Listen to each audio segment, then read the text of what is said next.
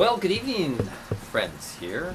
Welcome back to another Spiritual Science Loft Talk here. This is the first Loft Talk of the new season, September 2018. Another talk for spiritual science as social activism and self-initiation. You can tell I like long titles. If you don't like long titles, you can just call it SASSY for short. So, yes, tonight we're kicking things off with a talk called Energy Hygiene and Spiritual Protection. So yes, we're going to talk about energy hygiene and spiritual protection. And as you can see, there's two parts to the title. Energy hygiene being one part and spiritual protection. But let me address the second part first, because sometimes people ask, do I need spiritual protection? Isn't that kind of like paranoid or fearful? And I have heard people speaking in a way I would consider a little bit New Agey, where they would say, well, we don't need spiritual protection because if you don't believe that you need it, then you don't need it. If you don't believe in evil, if you don't believe that, in psychic attacks or that there's harm out there, then it won't happen to you. If you believe it, then that's part of your reality and it's going to happen. If you don't believe it, it's not part of your reality, so it can't happen. I do not subscribe to that way of thinking, that if you don't believe in it, it doesn't exist and it's not going to happen. That's like saying, if you don't believe in viruses, then you're not going to catch one. But we know on the physical level, there are things that can take us down. There are things that can make us sick. There's things that can cause even death to us. So we know physically that there's a need for forms of protection. Matter of fact, a friend of my father made millions of dollars by inventing the paper cup back last century, because at a lot of companies, factories, people used to share a little tin cup that was chained to the sink. And you'd go to get a cup of water and you'd use the communal tin cup and people would get sick. Germs, bacteria, viruses would get passed on and people would get sick and they'd not be able to come to work. And so it was costing the companies money, people getting time off for sickness. So my father's friend, he developed something called the paper cup, not the Dixie cup, but a different version of that. And that saved a lot of people from getting sick, passing on communicable diseases. Well, it's not that much of a stretch to consider that on other planes of existence, non-visible planes of existence, non-visible meaning they're beyond the detection of the senses, that there are things that can also infect us, harm us, injure us, and even potentially lead to death. Certainly to spiritual death and immobility. So that's where we're going tonight, is to look at how to develop protection. And it's not that we want to resist things either. Protection is not negative. It's like I need to resist this. I remember when I was back in high school and I was a jock.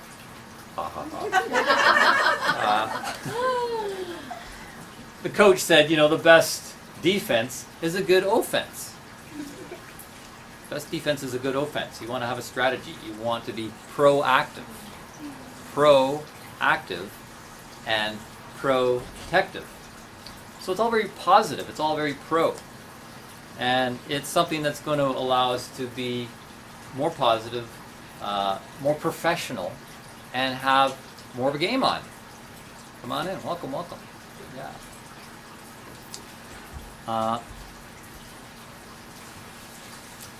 And I'll also mention at this point that what we're going to be talking about tonight and the second part of the talk, which is going to happen in November the 7th on a Wednesday, that this is good for people that suffer from HSP. They're highly sensitive people, that they are affected highly by the environment, by vibrational fields of others, by EMFs in the space. Sometimes they're referred to as empaths because they're very empathic. They pick up on other people's thoughts and feelings. So what we're covering tonight will be good for them.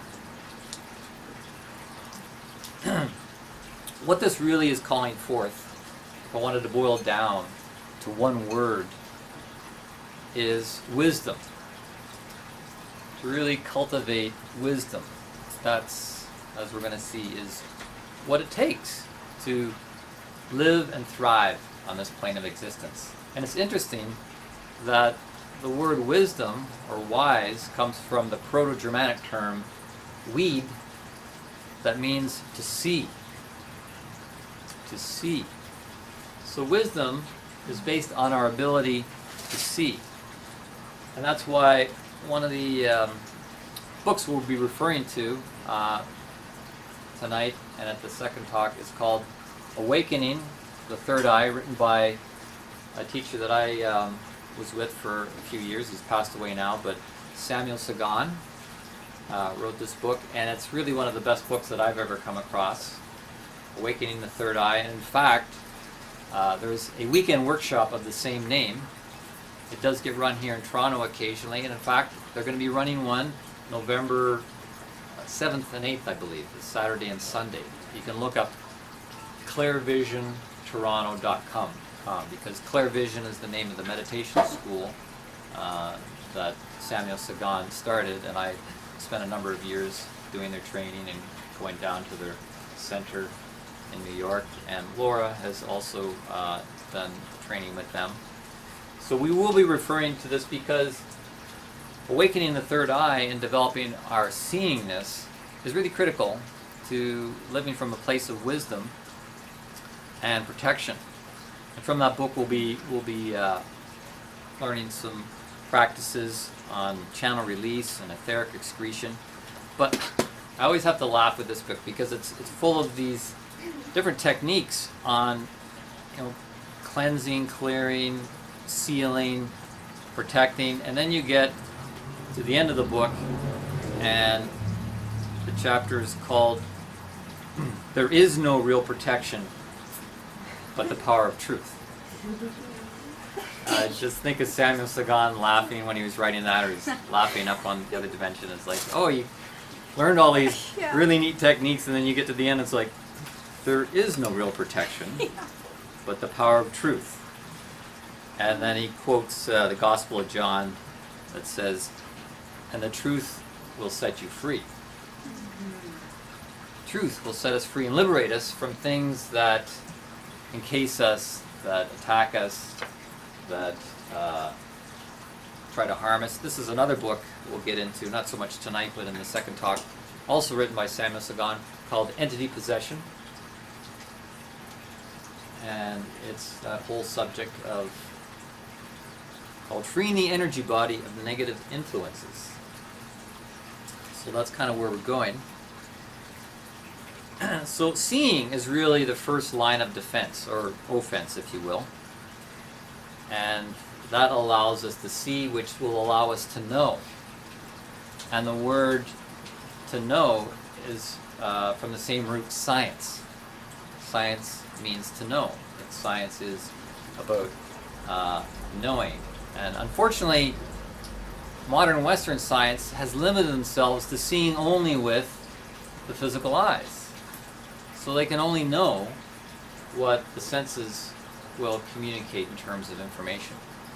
But with awakening the third eye, we've actually got a third eye, an inner eye, that can allow us to see and therefore know much more than what Western science is to provide us. And that's why we refer to spiritual science. That's what spiritual science is. It's really based on a different form of seeing, observing, and therefore knowing. And what does this provide us with? It provides us with the ability to see beyond just the physical, beyond what the Vedic teachings called Maya. Maya spoke of the veil of matter. That it's an illusion to think that this is all there is. Maya is illusion. And when we awaken our spiritual capacities of perception, then we'll proceed beyond Maya, and we'll get different kinds of information, which is really critical in this day and time, that we learn to access information from different planes of existence to guide us in our living and transformation of this realm of matter. And part of this involves not only this chakra center, but really all the power centers in this column of spirit is what they call it in Clairvision. I call it the chakra stalk. It's like a stalk with these different lotus blossoms that are growing out of it, and they all have their different form and different function. And they kind of act as transformers that will step down information from, you could say, above. We have chakras above the head. We have very important chakras up in the same column of spirit above the head that are able to receive and send information that cannot be held in the physical body in that form. So it gets stepped down, kind of like with transformers, and allows us to tap into the universal wisdom of all light and turn it into usable, consumable information that empowers us to then serve on this plane of existence in the alchemy that's endeavoring to take place here. So when we do that, we become really earth vanguards of higher consciousness. We're the vanguards. We're on the front line bringing this consciousness down for consumption and usage on this plane of existence. Yeah, like this verticality. Just a bit more on this piece here. The verticality and the uprightness that we have that separates us from the animal kingdom is really something to be cultivated along this theme, because it's antennaness. We're developing our antennaness as servers on the earth. And in the end, it's going to allow us to truly trust less in our own power and our own strength, which we're very good at doing in the Western world in this day and age. It's all about our power and our strength, and to instead trust and access a higher power. A higher power that is beyond us, but at the same time in us. Beyond us and in us. And I think of the psalm that says, I will lay me down in peace and sleep, for thou, Lord, only makes me dwell in safety. It's kind of archaic language, from the Old Testament, Lord, it's Old English. But the essence, you can get the essence that it's when we rely on a higher power, a greater power that's beyond us but within us, then we can dwell in safety. And that's why the power of truth is really the greatest protection. So before I continue anymore, I wanted to invite my friend Mojda to come up here for a moment and sit in the loft light with me to discuss this subject. Do I get to close up too? Do I get to close up too? Absolutely. Oh. Is Mojda in the camera here? Yep. Oh, I can see that Schwann's watching. I know. Yeah. All right. You gonna say hi? Hi, guys. Right. Good. So, Mojda actually kind of inspired this talk about a year ago when she became part of the spiritual boot camp, Wave 3, I think it was. And you wanted more of this kind of knowledge. You were experiencing things, and so you really kind of inspired this. So, do you want to speak about how that rolled out for you? How that started all. Yes. So when my channels were open and I was experiencing energies, I was fortunate enough to just be introduced to a spiritual boot camp.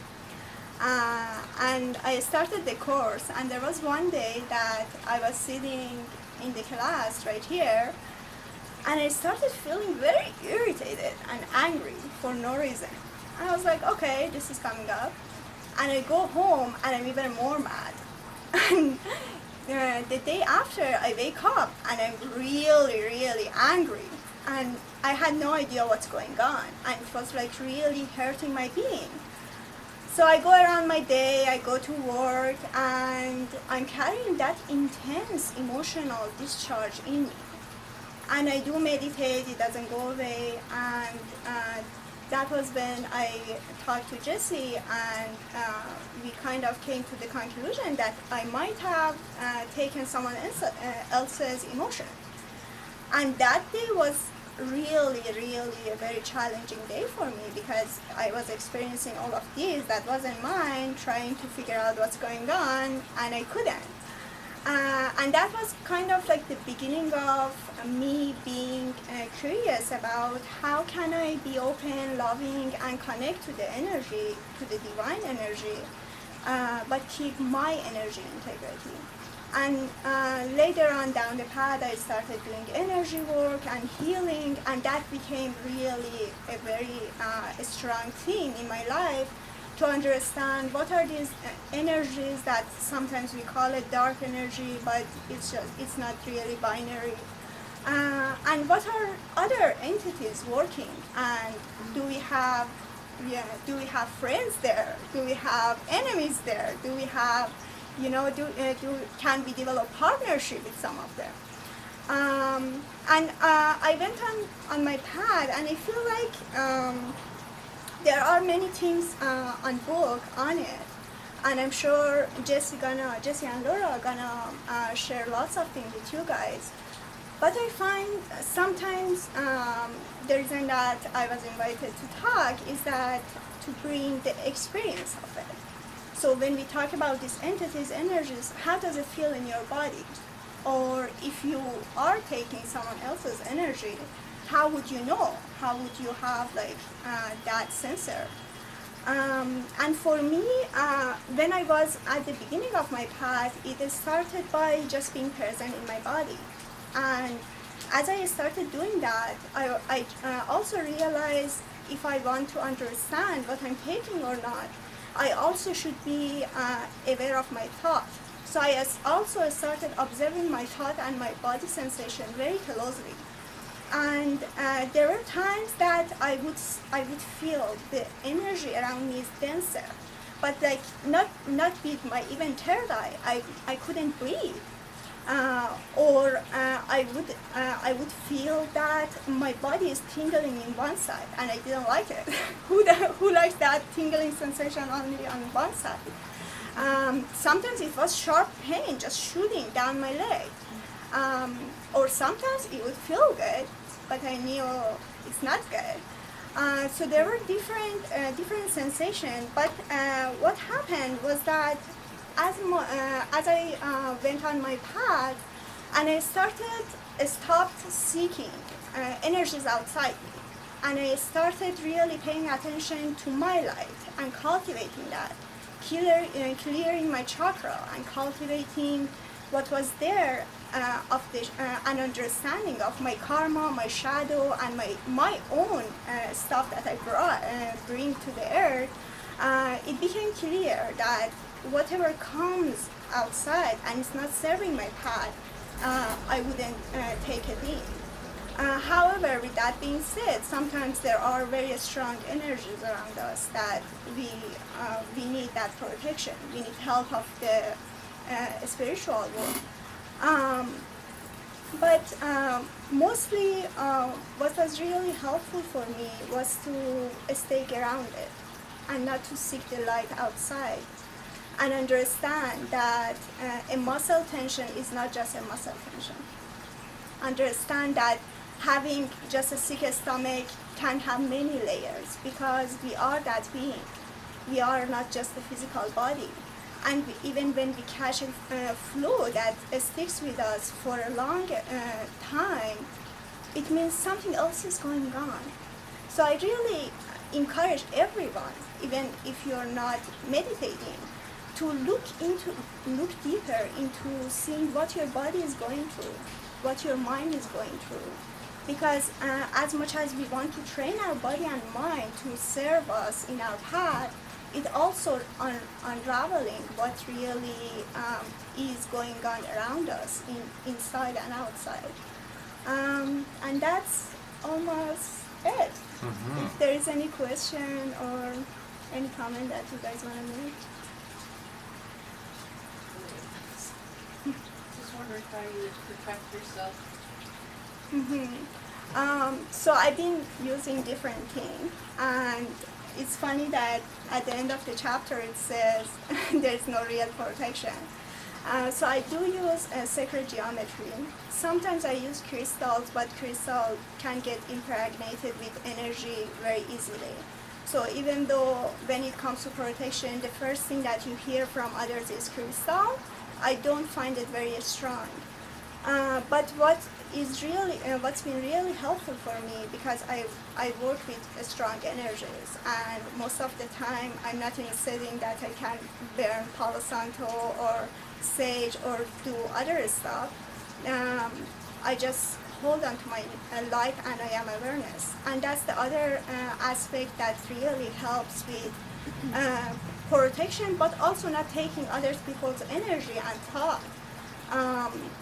And the other aspect of that is that with me just like being aware of what's going on around me, it really helped me to understand, okay, these energies are existing, but also I can choose.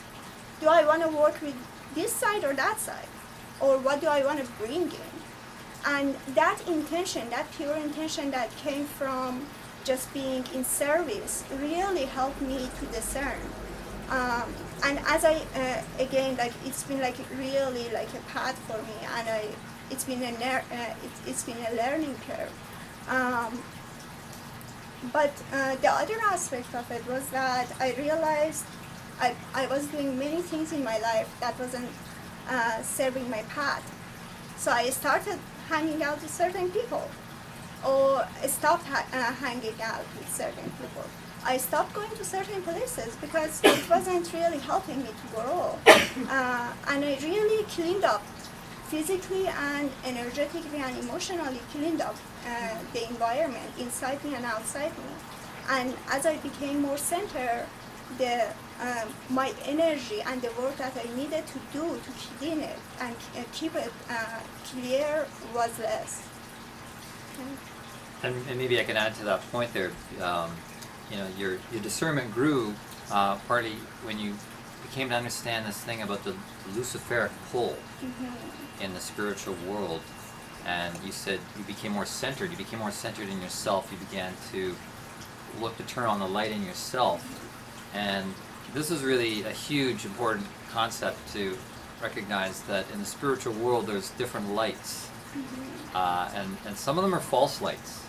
Some of them are lights that look like good lights. Sometimes this is referred to as wolves in sheep's clothing, right? That appear to be like sheep, but they're actually there to consume and parasitize us. And you really unplugged from some of that Luciferic light. Sometimes it's found in the New Age ideologies, and that can be very ungrounding. It can pull us out of ourselves, uncenter us ourselves, making us vulnerable to, as you were experiencing, other people's thoughts and feelings and vibrations coming into your space. Yeah, one thing that I find really important was that I had to let go of curiosity. Even when I would do healing on someone, and there was something there that was bigger than my ability. The ego wanted to go and, oh, what's there? Let me see. I haven't felt that kind of energy before, but I was like, no. If divine wants that to be unraveled, it will be. So it really came down to me not trying to tap into the energies that I didn't meant to do that, and letting go of that wanting and like trying to explore things outside of me, and again like going down inward and see what's there. And there are good things there, and the other lights. The other light being is gonna come and visit you once you're holding that anchor. But if you go and seek it, then it's gonna be very, it's gonna be elusive. Yeah. And this thing about curiosity, maybe just to clarify that a bit, because we learned about that in Rudolf Steiner's book, How to Know Higher Worlds, and he talks about, our spiritual seeking should not just come from a place of curiosity, which is not to say that we shouldn't have a natural curiosity about the mysteries and the wonders of life, but it shouldn't be, a curiosity that's just seeking and dabbling in a way that's not really committed to the spiritual path. Because if you're curious about stuff and you're going to open doors and open drawers, you got to be able to be prepared to deal with it. You have to be committed to, when you open something up and something comes, then you're going to deal with it. And if you're just kind of a thrill seeker spiritually, then it can get quite dangerous. Yeah. Great. Thank you so much, Thank you. Moisha. Thank you very much for giving me the opportunity to talk and share. It's an honor. Great, thanks. Okay, well, now we need to get more into the practicalities of this. And how do we do that? How would we delve into something that's such a huge subject? Well, in doing that, we're going to, because the human is very complex, for one thing. So we're going to look at it based on different planes of nature. Matter of fact, I've put that on the whiteboard here. Just put that over there for a second.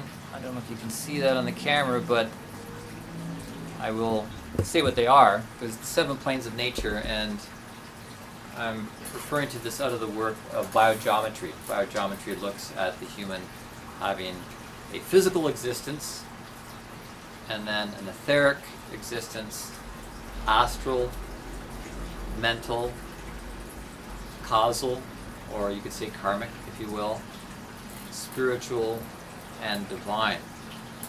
So, starting from the top, because I've numbered them 1 to 7 going down, I've numbered them from 1 to 7 going up as well. So the top is the divine, the spiritual, the causal, the mental, the astral, the etheric, and the physical. And they're look like they're linear, but they're all interwoven. They're all here right now. People talk about the astral plane or astral traveling. And yeah, there can be a sense of going out there. We go out there every night when we go to sleep and leave our bodies. But the astral plane is right here as well. It's in us. And we're working astrally. And that's part of what Moisha was experiencing. She was experiencing astral qualities coming off of the astral bodies of other people that were coming into her astral body, coming into her etheric body, maybe even affecting her physical body, maybe thwarting her connection to the other planes above astral, the mental plane. It was affecting your thoughts. It can affect your identity, which is the spiritual.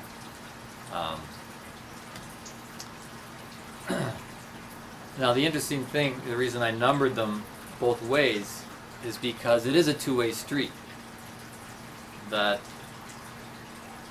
things above obviously trickle down, things from the spiritual world to the astral plane and whatnot come down to influence the physical world. And if it's good stuff, we're going to feel blessed, we're going to feel alive, we're going to feel whole, empowered. If it's not good stuff, if things have jacked in to our column, then we may feel vexed, we may feel out of alignment, we may feel parasitized, weakened, and maybe even physically ill, and potentially succumbing to death as a result of that. But conversely, the good news is that things that we do on the physical plane can also work upwards. We can do things physically, etherically, energetically. What we hold in our soul, the astral aspect, can work up. It's the alchemist's adage, as above, so below. Also, so below, as below, so above. And this is empowering to know this. And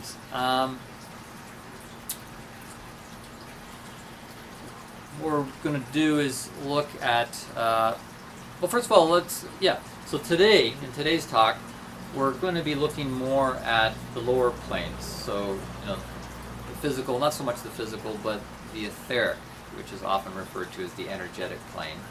And I'll explain what that is in a moment. Well, actually, I'll explain what that is right now. The idea of ethers is an old concept that goes back, from the time of the alchemists, the modern alchemists, back to Egypt and so forth, that there is something that's in the vacuum of space, some sort of life force. It was at one point called the luminiferous ether.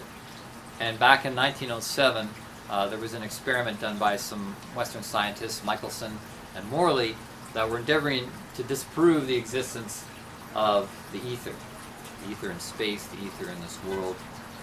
And so they supposedly disproved its existence, based on the tests that they did and the equipment that they used. But back then they had quite different instrumentation than what we have today. And there's been a reversal. There's been a reversal in science now to recognize that space is not necessarily an empty vacuum, that there is a force that's there. And they're doing marvelous work to map out this space and to understand how it works. It's the same thing with an atom. At one point, maybe you were taught this at school, that an atom is mostly empty space.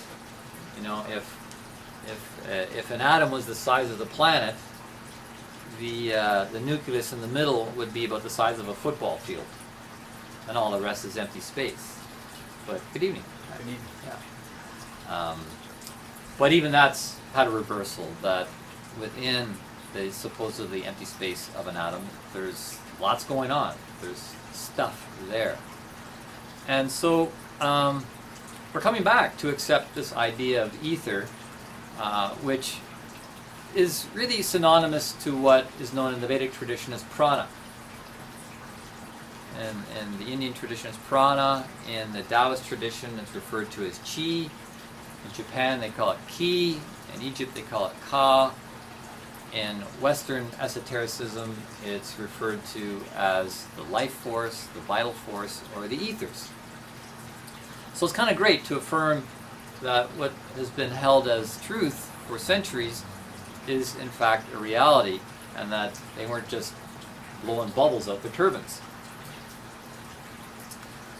But to get clear, to make an distinction here, and I hear this quite often, people saying that the breath is prana. Well, the breath is not prana. Breath is an activity, and prana is the life force, the chi, the ether. And we can use the breath to draw in this life force into us. But people, talk about pranayamas, which is breathing exercises. So they think when you breathe, that's prana.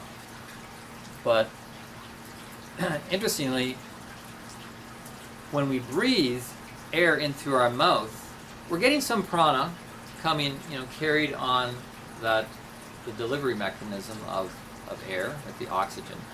But in fact, we're drawing a lot of the prana life force through this soft area at the base of the skull, which in the Vedic tradition is known as the mouth of God. This soft spot is an entry point to draw in life force into our body. So it's good to pay attention to that. It's good to keep this area clear and clean, because when we're doing pranayamas, breathing, it's drawing in this way, but actually we're drawing a lot in through the mouth of God at the back. And when you're doing that, just to fine-tune that technique, breathing out through the nose will send the life force primarily up into the head.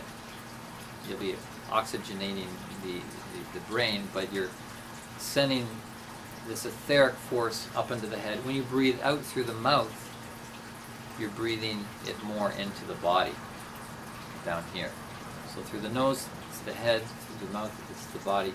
So doing something like the alternate nostril breathing, it's a great way to really infuse the head and the brain with life force and oxygen, of course. So if you need that, do that.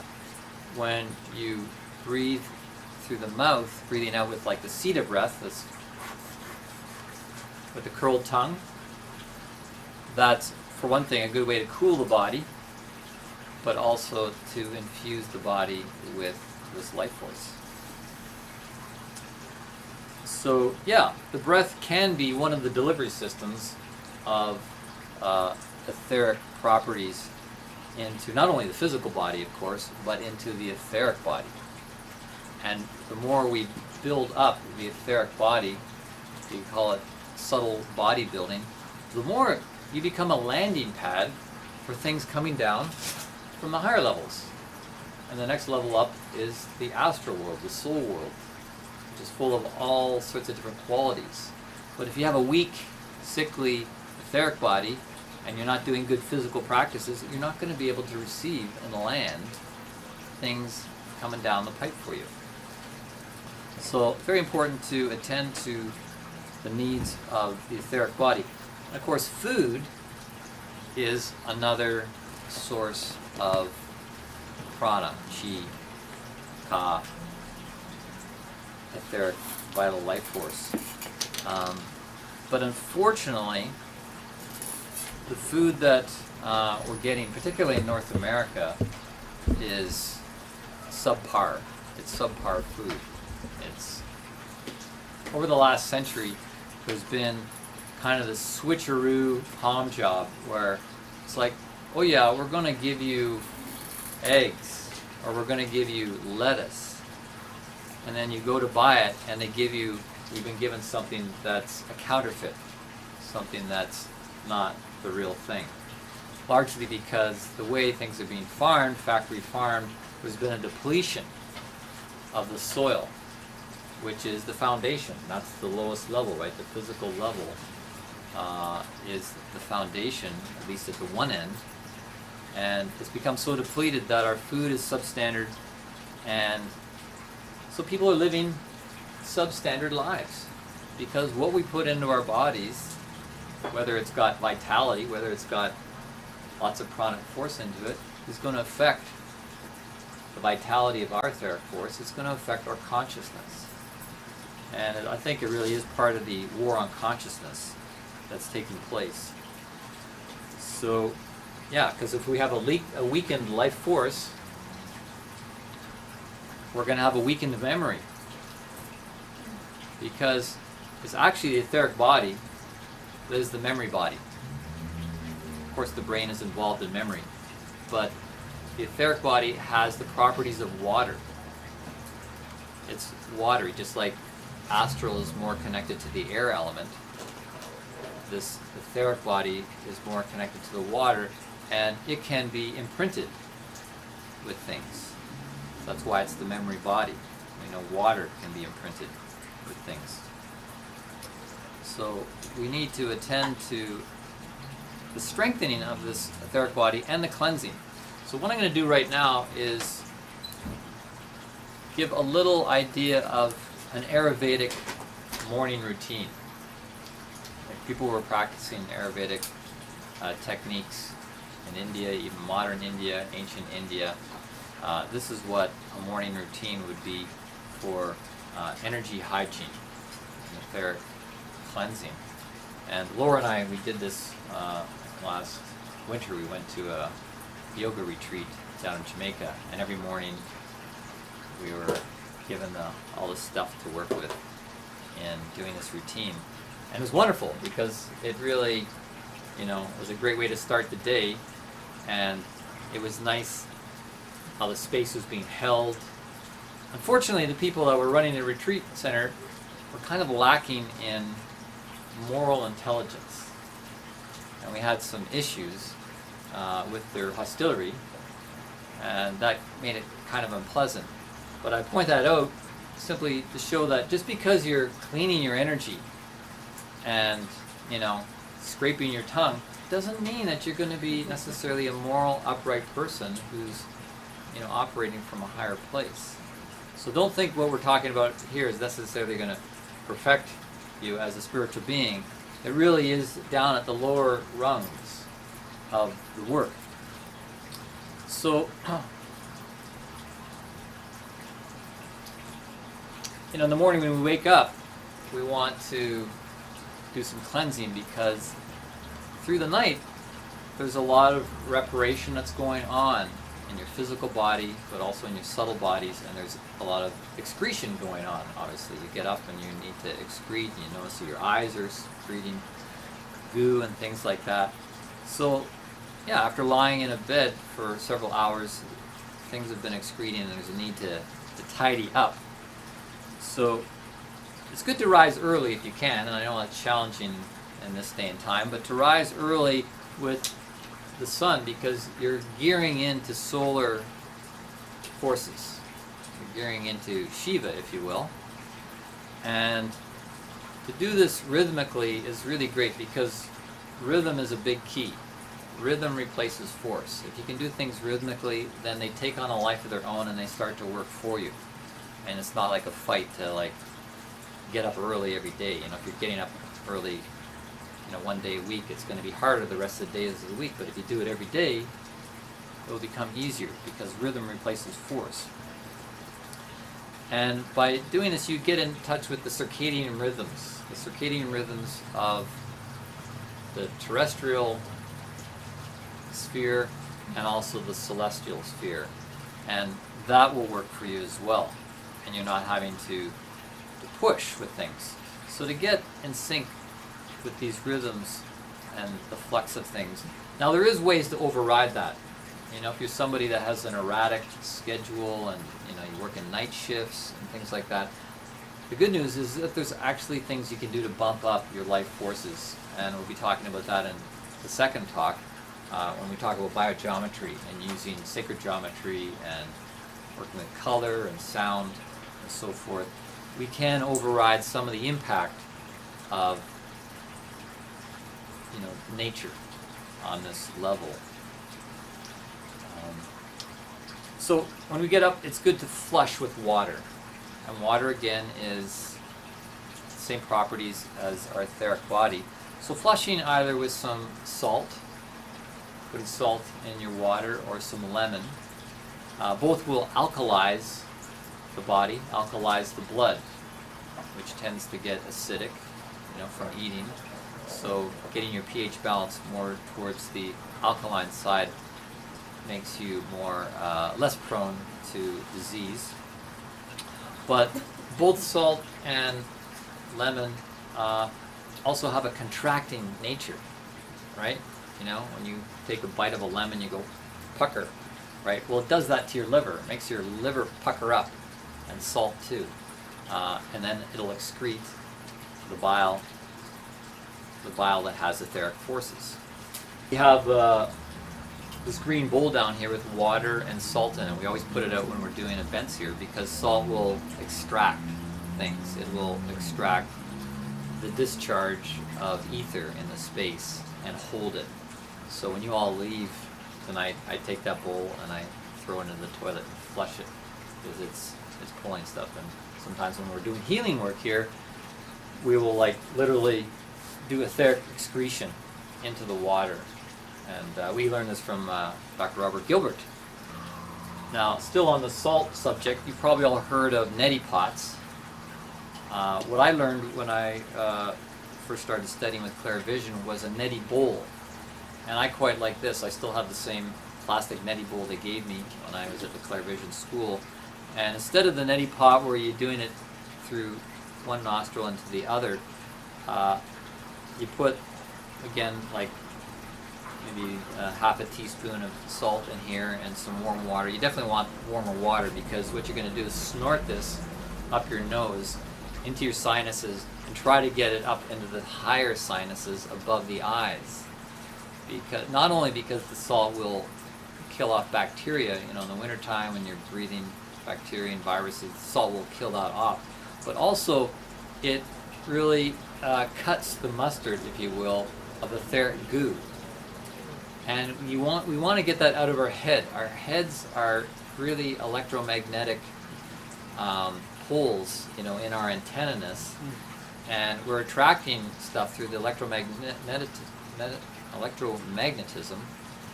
And I'm going to show a practice a little bit later on how to discharge it through, you know, electromagnetic switching.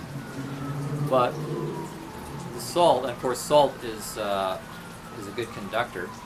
But in this case, with the neti bowl, you snort it up, and it's going to clear the goo that's up in this area that's really kind of blinding the third eye.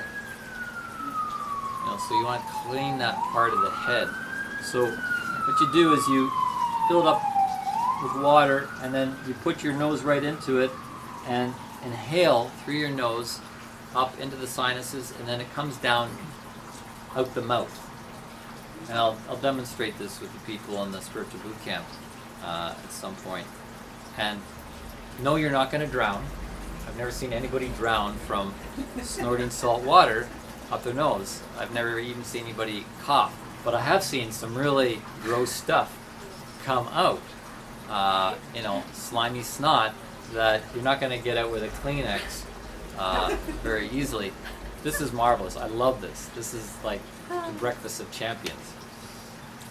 So that's going to help with the cleansing of the mouth, and we're going to continue with the mouth here for a minute, because this oral cavity, there's a lot going on in here. Like it's a two-way street. Things are coming in and out, and you know, we're talking with it, we're eating, so you know, brushing our teeth is definitely a good thing to be doing. But then there is also scraping the tongue, and I have tongue scraper here. As a matter of fact, I've got a whole bunch of tongue scrapers, and everybody who made it out tonight is going to take home a free copper tongue scraper just as a present to you, to thank you for not only making the world environment a better place, but your own inner environment a better place. And we're all going to thank you for that when your tongue's just nice and clean, because there's lots of little cracks and crevices in there, as you've noticed, you know.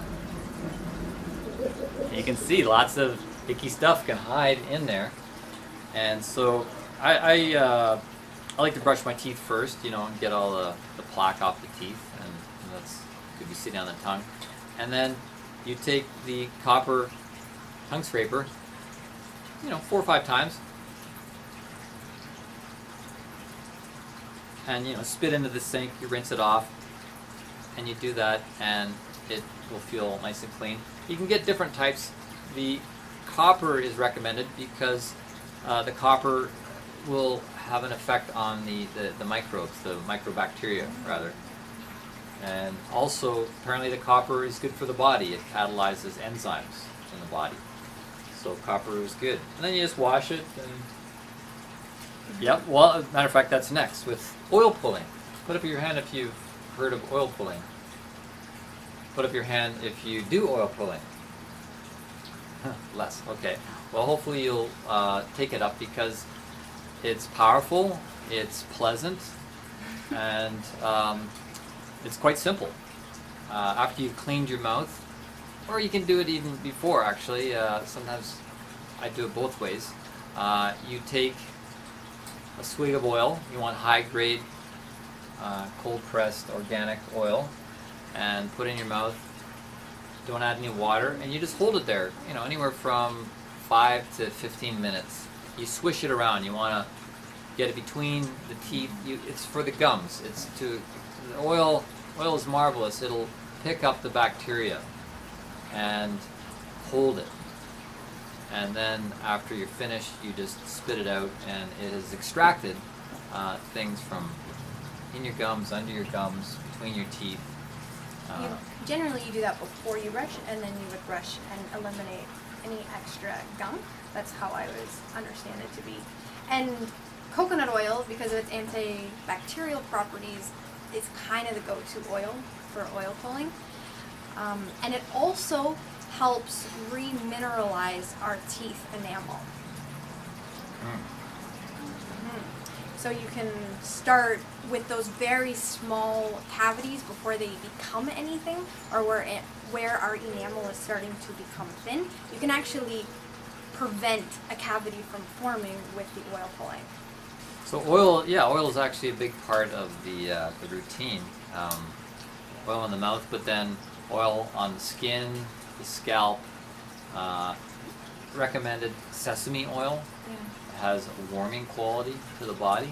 It penetrates into the skin, but also helps with the health of the skin, and because there's lots of bacteria on our skin. As a matter of fact, over 90% of our body is made up of things other than us, including a lot of bacteria. So with the oil, it kind of keeps that in check. And then there's also essential oils, which I'm a big fan of.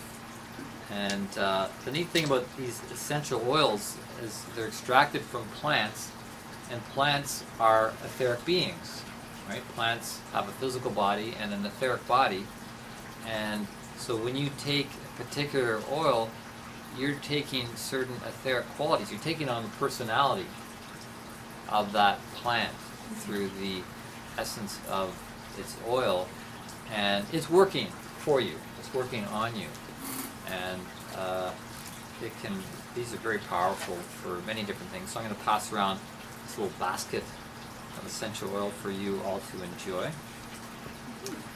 And then in your morning Ayurvedic routine, at this point you could get to some pranayamas, the breathing exercise that will act as a delivery system for prana.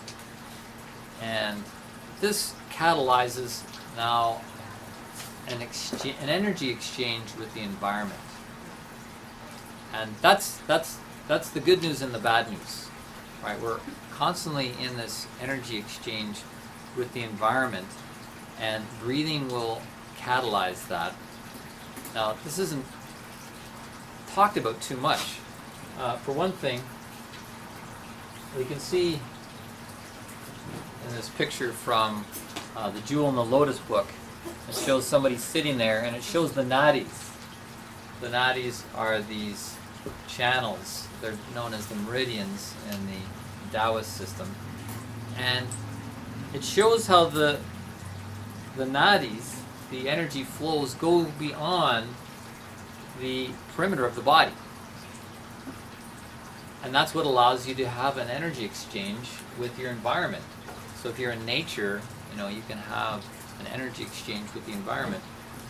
Notice this picture from a chart, traditional Chinese medicine.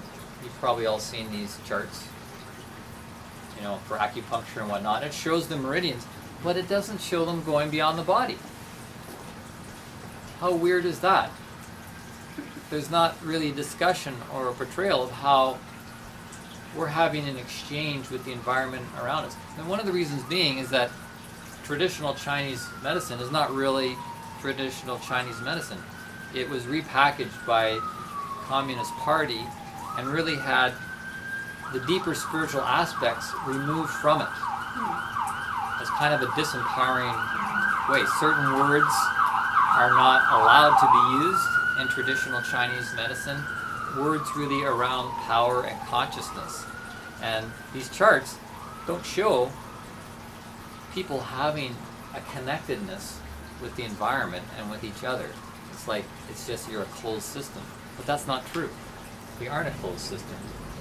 We're connected to everything and everybody, and we're constantly having this energy exchange. And it's important to know that, because that's when you see that and you know that, then you're going to be able to navigate much better in your relationship to the outer world.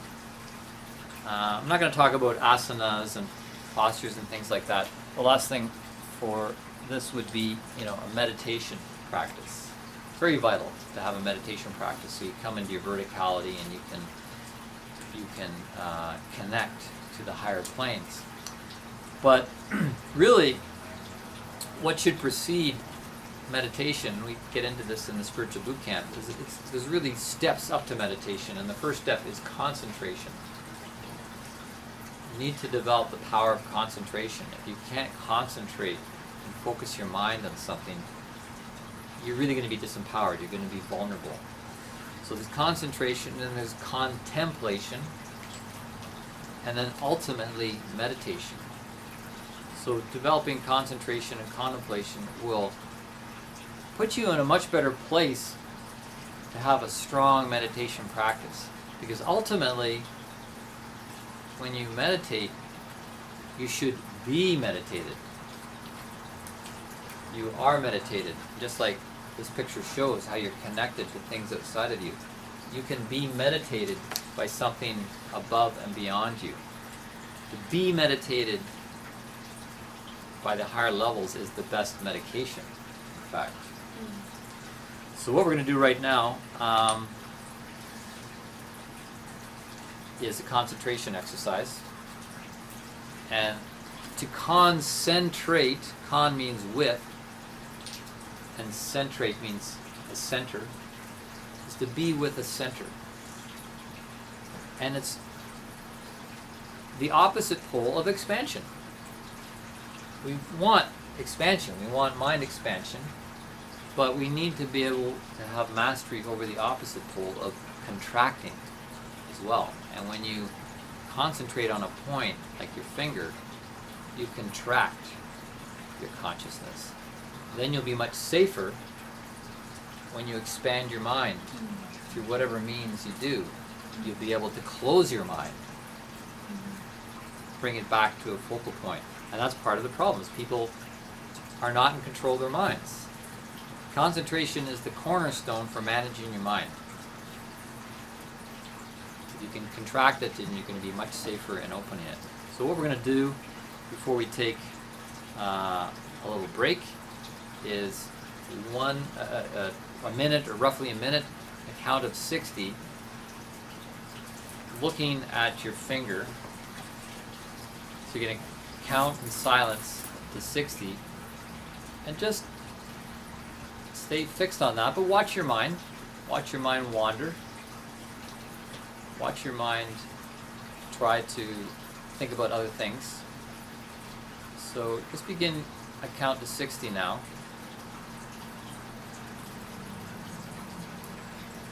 Your mind wants to expand out and start thinking about other stuff. It's like, track it down.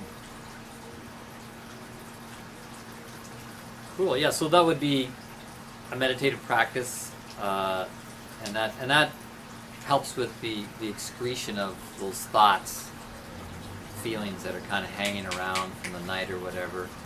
To do that, it kind of blows that off, discharges them. And then you would finish off with some food. After you've done this excretion, you want to replenish the system. Having ojas, having food that feeds the ojas, which is really just another word for the life energy, the biological aspect of life energy that's going to feed the blood with good vital essence. And you really want to bless your food. You want to take a moment to be in gratitude before you eat, so you're in the right frame of mind. You eat of that plant matter or animal matter. It's not only to put you in the right frame of mind, but you can actually alter the qualitative essence of the food by blessing it, and that's been shown with some of the training that I did.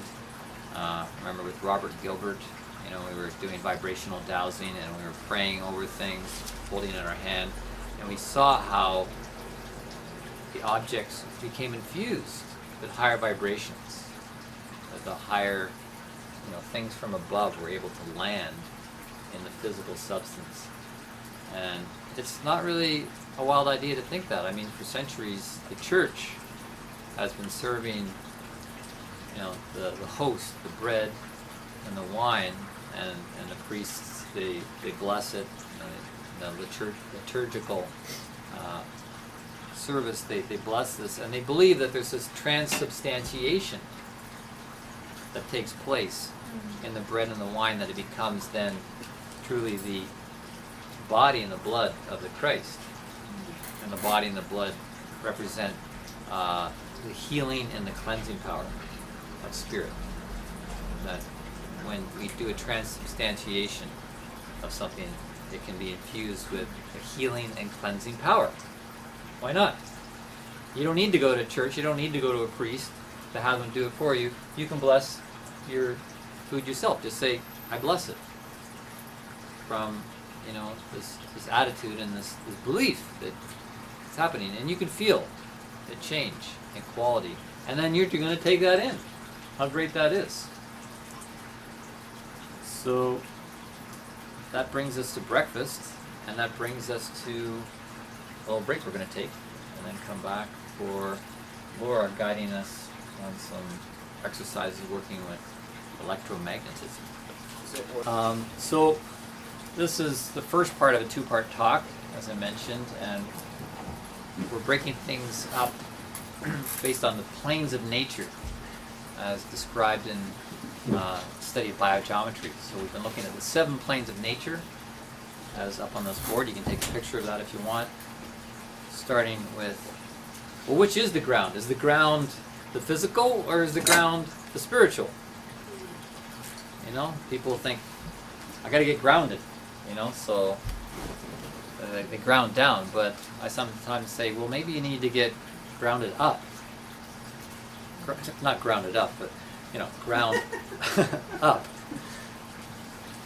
into the spiritual to connect with the foundation of everything, which is spirit. And we were talking in the first half about how we can work in either direction, because spirit does work down into matter. It's the path of manifestation. And then the opposite path is the path of liberation. And things we do in the physical realm and the etheric realm can open up the spiritual world to us, which is amazing to realize we have that power as spiritual beings having a physical existence. Just looking ahead to part 2, which is going to happen November 7th. It's there we're going to look at things like working with sound. So I've got all these crystal singing bowls here. Working with color. Working with shape or biogeometry to really influence the field in beneficial ways. We're going to look at the use of substances. We're going to look at karma. We're going to look at entity possession.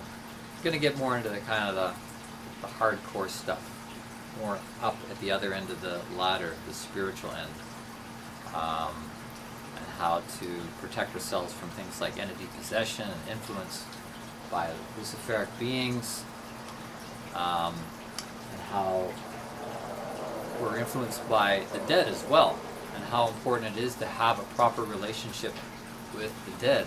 And if we don't, it's to our detriment and can often lead to ill health. And I know science doesn't really believe in that, and they kind of laugh at it, but here's a book by Rudolf Steiner, The Presence of the Dead on the Spiritual Path.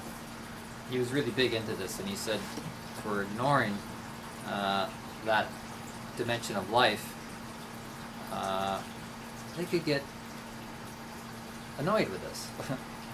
And we know in Asian countries, they put out food at little shrines to appease the ancestors, and as a sign of veneration and feeding them, because the dead do feed off of us, our thoughts and feelings.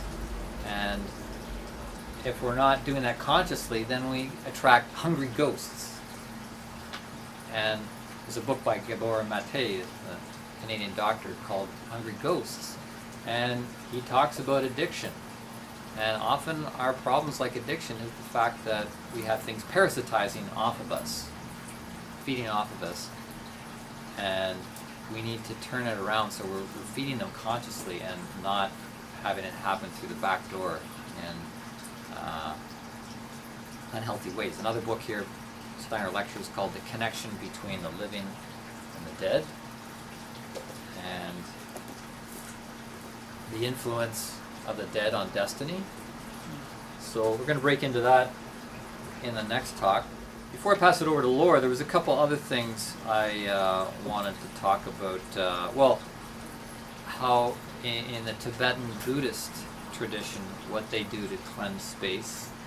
Not only the Tibetan Buddhist tradition, but before there was Buddhism in Tibet, there was a spiritual tradition called Bon, sometimes called Bon Po, more of a nature-based religion, which influenced Tibetan Buddhism. And they obviously use a lot of sound, like hand clapping to clear space, beating blankets against walls, ringing bells. Of course, the Tibetan tingshas. You can just feel how that pierces through to our ears. Can you imagine what that's doing to the ethers? And when you influence the ethers, then it's going to alter the next level up, which is the astral plane.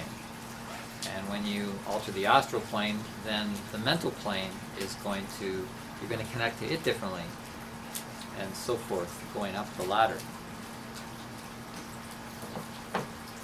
So yeah, Tibetan Buddhism, there's a lot of use of sound, repetition of sacred verses, which obviously would engage the heart forces in a certain way, and everything needs to be done from the heart. It needs to be done from the heart center with the right attitude, the right feeling. We can't do this stuff mechanically. It's not going to have the same effect. It really has to be held in reverence and the right attitudes. Fire. Fire is obviously a very powerful cleansing agent, and in Tibetan temples and Hindu temples there's a lot of fire burning. There is incense burning. Incense often symbolizes our prayers and rituals being offered up to the higher planes. And then there's something called burning salt. I don't know where that originated, but some friend showed me, and I really love burning salt. It's fun. You have to get a little cast iron pot and some, you could just use any kind of salt really, but I use ocean salt or pink salt. And you put a little bit of alcohol, rubbing alcohol, and light it, and ooh, I cleanse this space. I go around at head level, I go around at foot level, up and down, and it really alters the sense of the space. It burns off the, you got fire and salt working for you, so it's hard to top that. In terms of cleansing the etheric realm, right? We're still talking about the etheric realm. We're not talking about burning spirits off. You don't burn a spirit off, but you can change the environment so spirits don't have something to land down on. A couple other tips, just more in a modern sense. Get rid of your old clothes. If you got clothes that don't feel good, when you take them out of the drawer and they don't feel alive, and they feel kind of dead and icky, just throw them out, because the physical realm can get saturated with the ethers. And you need to be careful when you go to these clothing swaps too, because if somebody else has been wearing something a lot and just saturated it with their own ethers, it's hard to get that out after a while. The material can't hold the good stuff. So we regularly throw stuff out that's it's done its day. You don't even want to take it to the clothing swap for somebody else to wear. It's okay. Mother Earth can consume it and produce some new clothing. And you know what it feels like when you put on a nice new outfit, a crisp shirt or pants. It holds you. It holds your ethers in a different way, and something that's doesn't do that, it's going to affect your ethers, and then you're weakened, and your consciousness is going to be affected. Well, natural materials for sure. If a lot of these people here in Toronto, they wear black plastic, like half the city's walking around in black plastic. Drives me nuts. It used to drive me nuts. Now I've just accepted it. But I'm going to talk more about color in the next talk. That the plastic actually hinders the etheric So it's like suffocating our etheric body when we wear synthetic materials. Yeah. Etheric suffocation. Next point is, don't repress the natural reflexes of the body. You know, so there's like yawning and burping and sneezing and farting, blinking. There's a lot of coughing, because it's going to block this channel, and it's going to block your kundalini if you're shutting these things down. Kundalini is a natural reflex within the subtle bodies. And if you're shutting down these other reflexes, then you're really hindering kundalini from awakening and living and working through you and healing through you and so forth. So you don't want to repress those things. And I've discovered over the last year a new way to sneeze that really is so cleansing, not only of the sinuses but of the electromagnetic aspect of my nature. You know, why do we sneeze? It's something going on that wants to be discharged, right? So you should let yourself sneeze. You don't want to like a type thing. You want to let it out. But now, when I sneeze, I do close my nose. I close my mouth, so the full propulsion of it comes out my nostrils, and with such a surge of air and energy that it really does create something of an electrical charge. And that's why sometimes things smell different after you sneeze, because when there's electricity running through oxygen, it turns O2 into O3. That's ozone. And that's what happens in the atmosphere when you have a lightning bolt go through the atmosphere. It turns oxygen into ozone for a short while, and ozone cleanses the atmosphere. Bacteria cannot exist in the presence of ozone. As a matter of fact, I forgot to mention that when I do oil pulling, I get an oil that has ozone in it, and I put that in my mouth. The oil and the ozone really is a winning combination to kill off the bacteria. So with the sneeze, you get this lightning bolt flying out your nose, and it creates electricity, and you'll be amazed how the brain will feel clear, the head will feel clear, like there's this real discharge. So instead of letting some of it lose its propulsion through the mouth, see if you can do that. Laura's not a big fan of it. She somehow I haven't figured it out catches yet. the back of her throat, but And it kind of hurts and comes out both ends, and I haven't really surrendered to it yet. I think I'm still kind of like astrally grasping onto something in fear. But when I sneeze, man, like it's a full body experience. It's like, all right, there's one coming. And I just feel so great after that. The rest of us, you know, cleansing. No. Yeah, everybody else is cleansing after that. Next point is not a great idea to sleep with pets. If you have a pet, think about it. You're in your bed and you're lying there, and when we're sleeping, our spiritual nature and our astral body actually leaves the physical and etheric body. So etheric and the physical are in the bed, and other part of you is out, you know, parts that maintain consciousness. You're unconscious, you're expanding, you're excreting, you're open, you're also prone to absorb things. So if you got a pet that's also doing the same thing, they're discharging, they've got their etheric forces, their astral forces, because animals have an astral body, so you know, the instincts, the desires of an animal and so forth. You know, same when we eat animals, we take on some of their astral forces, and you can see people get more aggressive and whatnot after they eat meat. So yeah, this sleeping thing, you kind of have to moderate that. You know, if you're going to do it, you have to like do extra cleansing of yourself and of the room and whatnot. So there's not too much of a mingling. For that matter, you know, be careful who you sleep with, just in general. because there is this mingling of energies and thought forms and things like that. And that's one way we catch entities, when we have intimacy with strangers, people that have repressed stuff, they have their own entities, it can definitely get transmitted while you're sleeping. The sexual organs, we are weaning off of them slowly over time. And the larynx is becoming the organ of the future. So in Western esoteric literature, the larynx is considered the organ of the future.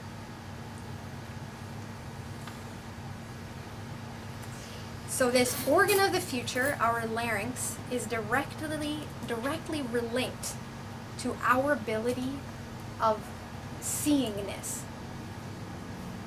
Seeingness. Seeingness. What is that? This is our faculty of spiritual perception. This is our muscle of discernment. This is an inner human technology that mostly lies dormant within each and every one of us. So the larynx, when activated and awakened, links to this muscle of perception. It awakens our muscle of seeingness, our inner human technologies. So I like to look at this.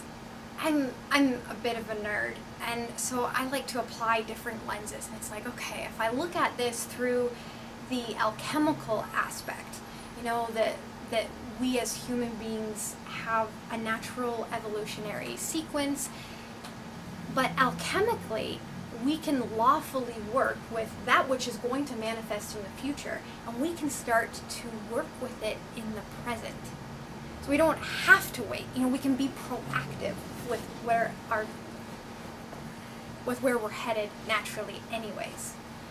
So this technique that I'm going to explain and that we will soon do together is a little bit of this inner alchemical process.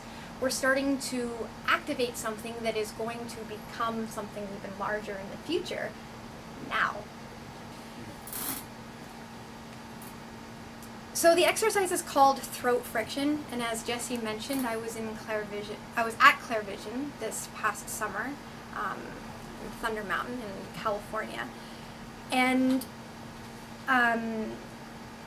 we really went into the power of throat friction. And as Jessie mentioned, there is a weekend intensive happening. I think it's November 17th and 18th. We'll put the email or all the details online to follow this. But why are we focusing on the larynx? Well, essentially, it's something that's like a switch for our seingness. It's like the powerhouse, essentially. So first we have to have power, and then we can turn on the switch to our seingness. So it's the power, the source. It quiets the mind, it can connect us to altered states of consciousness, and it also can restructure our subtle bodies. So that's including strengthening the etheric body, we're talking about working with the astral body, and ultimately the causal, spiritual, and divine planes of existence. So we're creating within ourselves better qualities of space for spirit to land, or other qualities of space to land. So how do we do this? We sit in a meditative posture.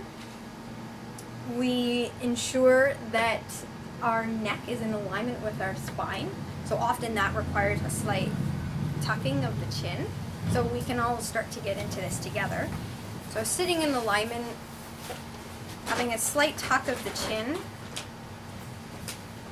and we will engage with a contraction of the lower back throat muscle. So this isn't an exercise about breath. This is not ujjayi breathing. This is an exercise about activating the larynx, and we do that through a constriction of the throat. That will allow the larynx to vibrate, accessing our power. So it will sound like a low-pitched wind sound sound. You could also think Darth Vader. So you have relaxed jaw, open mouth. We're breathing in and out through the mouth. The contraction is happening on both the inhale and the exhale.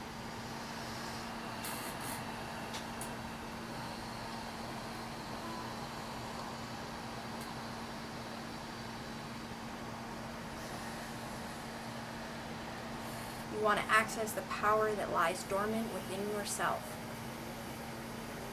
It can take some time to find where these muscles are, but keep exploring. They are there, even if we have never used them. This I'm feeling more balanced. It can also quiet the mind if you're having problems with concentration. You may feel differences in other parts of your column, your chakra stock. If you work on one area, you can affect other areas because they're all connected.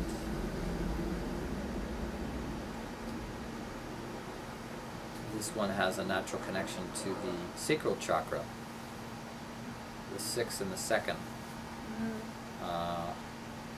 have a natural connection, so you may feel strengthening down in your sexual area.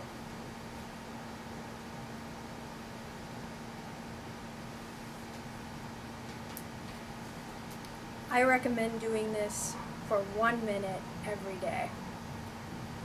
You do it before you go to sleep. Feels good. Feels good, yeah. Better than Advil. Yeah, Yeah. yeah. Another practice is called Cook's Pose. This is great for polarity balancing. For this one, we are crossing our legs and interlocking them. You can do this lying down, seated, however you can access your legs. So you're interlocking your legs. So that's crossing one side of the column threshold. Then we're placing the back of the hands together, doing a little flip so the palms are together, interlocking the fingers, put the palms together. Yeah. And then bring those hands in towards the heart.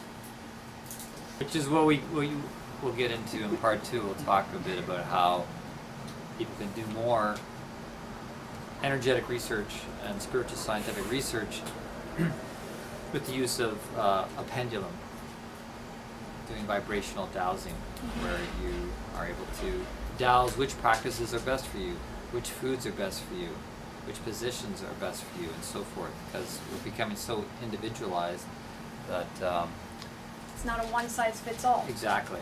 Yeah, same with medicine, same with everything. In fact, the vibrational anesthesia is beneficial that it has an external tool, but ultimately, if you develop your inner seeingness, no tool is necessary because that is the tool. Just one thing on dowsing, for me, like, I can manipulate it with my mind and tell it what to do. Yeah. Yeah, we're not doing mental dowsing, we're doing vibrational dowsing, which is different. Vibration- Even in mental, you don't want to manipulate it with your mind. That's exactly what you I don't don't want to do. want to, but Yeah. I find it just happens because Yeah. I'm like influencing it with my desire, right? Or what I want it to end up being. Yeah. essentially. This is where next talk will be getting into the astral and the mental planes of existence and our moral integrity with these practices. And the last exercise that we will learn is a channel release. This is channels of the meridians or the nadis. And this one's called etheric excretion. For this, we remove any jewelry and clothing, any space all the way just past beyond the elbow. Now, we do this under a sink, so we can kind of go through the gestures together, but it's to be done under a sink with running water. Under the sink? In the faucet, I guess in the sink. Under the with- tap. Under the faucet, that's right. While it's running. Correct.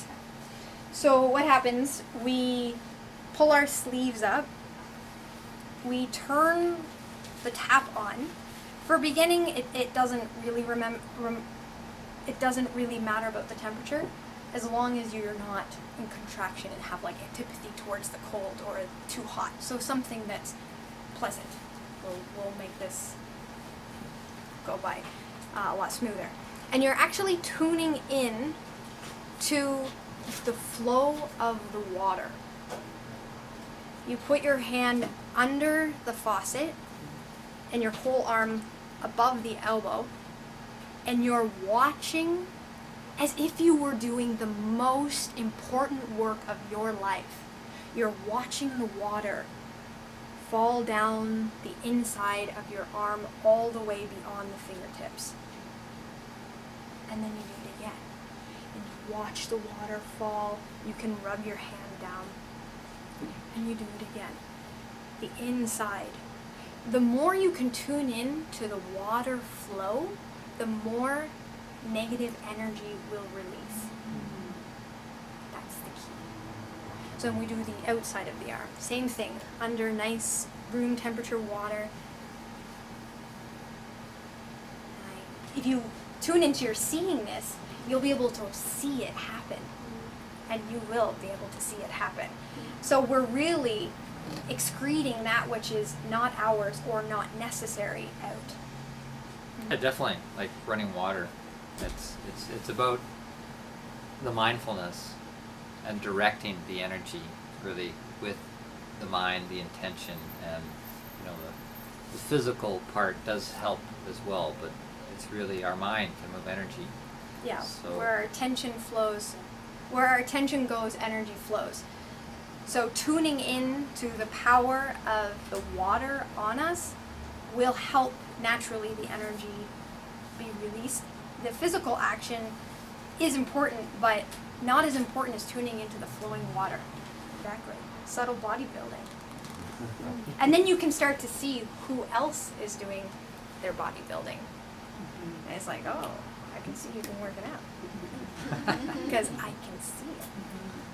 it's very sexy looking. It is, actually. Yeah. People that are Self-care. psychically and energetically in shape. Yeah. It's very attractive. It's more attractive, actually. It's attractive. It's magnetizing, which is what we're talking about here, is the electromagnetic field. Thank you so much with that. I do want to finish off with one more exercise, kind of the crowning exercise, which really is about electromagnetism in the body. And we know with electromagnetism it involves two poles. And the body has different poles. There's the above pole and the below pole. There's the left pole, and there's the right pole, and there's the front, and there's the back. Those basic poles. And so we could think of each of these poles, one of them being the negative pole, and the other being the positive pole. Negative, positive, negative, positive. And it doesn't matter which is which. We just know that they're opposites. And what we're going to do in this practice called polarity switching is you're going to switch the poles and hold them with your attention and intention for a number of seconds, and then release it and let them go back to the default. Very powerful, because why do things attach themselves to us? Why does energetic goo attach itself to us? Why do entities attach themselves to us? Partly because of the magnetism that we're emitting. So by switching the poles, these things that are attached are going to fly off. It gives them that space to be discharged from our field. Does that make sense? Yeah. So what we're going to do in a minute is you're going to sit and we'll work with the left and the right. So it's arbitrary, but you could say, okay, I see like a minus sign on the left side of me and a positive sign on the right side. You see that's the default. And then you're going to imagine they reverse. And you have the positive on the left and the negative on the right. And you're going to hold that, and it's going to feel like your tension of an elastic band right? Like you turn something that has an elastic band, there's a tension there, and when you let it go, it's going to go back to the default. But you reversed the magnetism. So what has been stuck can release, be discharged, expelled. So you ready? Any questions before we start? It's arbitrary, but let's say the positive is on your right and the negative is on the left. So you're visualizing that, you're imagining that, and just being with that as it is to start with. Positive on the right, the negative on the left. And then it's going to swing around. So now you see the positive on the left and the negative on the right, and you should probably feel different in your field. Just holding it.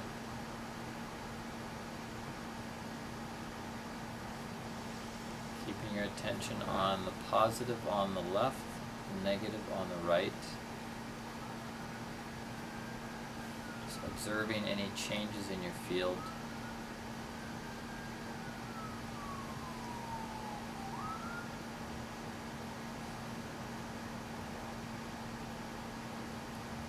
You've reversed the polarity.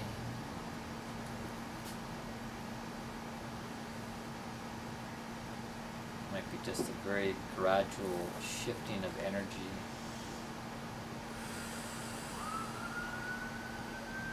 If you feel like you've had enough, it's up to you. You can release it, let it go back to the default. In this case, positive back to the right, negative to the left. So why don't we come out of this and just check in with everybody. We've done it once, we're going to do it again, but I just want to make sure everybody's clear on what we're doing. Any questions? You get something? Cool.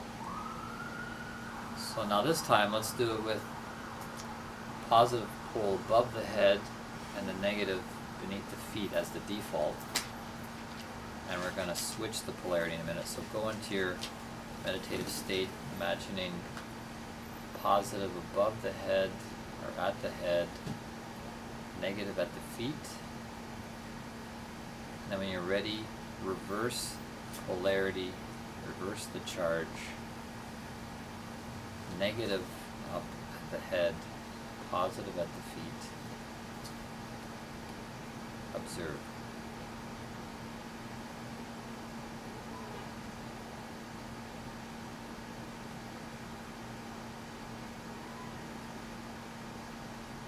Holding that tension like the tension of an elastic band that wants to snap back, but don't let it.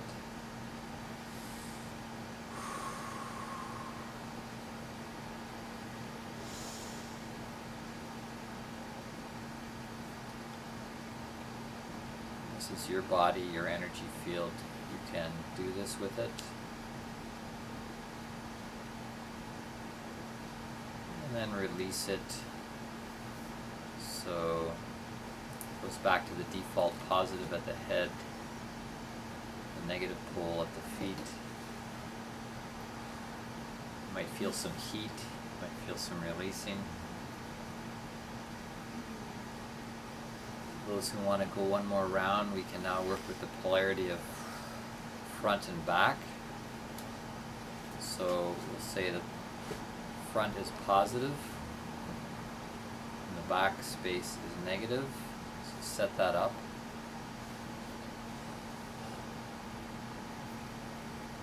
And when you're ready, reverse. So the front now becomes the negative pole, and the back space is the positive pole. Even though your physical body is still facing the same direction, you've changed the electromagnetic polarity.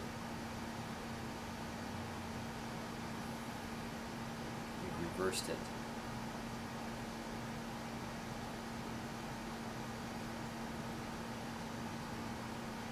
Just feeling that, holding that.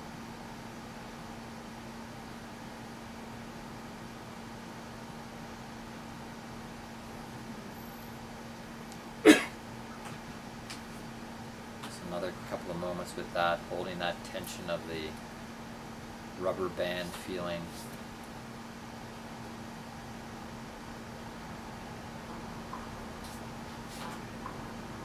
Just notice anything that might want to be discharged. And then release that when you're ready. Letting it snap back to the default. If you feel that there's energies that are discharging, you can just direct them into here. This salt water, etheric excretion, using your intention.